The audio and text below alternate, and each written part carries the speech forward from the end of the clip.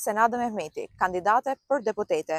Jam këtu përpara jush në emër të Partisë Demokratike për të denoncuar transportin publik në Shkodër, i cili është i vdekur. Qeverisja vendore ka braktisur qytetarët.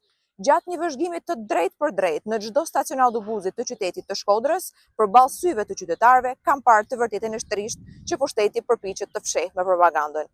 Transporti publik nuk ekziston.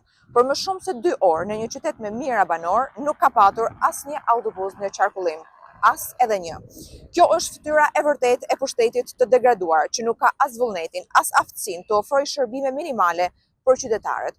Është pasqyrë e një administrate që funksionon vetëm në media, por jo në realitetin e përditshëm të njerëzve. Qytetarët e Shkodrës nuk kanë nevojë për show mediatik, por për një shërbim real. Të rinjt vonohen në shkollë, punëtorët nuk arrijnë në kohë në punë. Të moshuarit e sëmurë detyrohen të ecin me kilometra. Kjo është Shkodra e braktisur nga pushteti i rilindjes. Çdo premtim që ka ardhur nga kjo bashki është kthyer në një mashtrim të ulët elektoral. Në vend që të investojë në një infrastrukturë dhe shërbime, ka ndërtuar një sistem klientelist ku qytetari është i fundit në listë. Për këtë situatë nuk ka më justifikime, ka vetëm një përgjegjës, kryetari i bashkisë dhe ata që mbajnë në pushtet për interesa personale.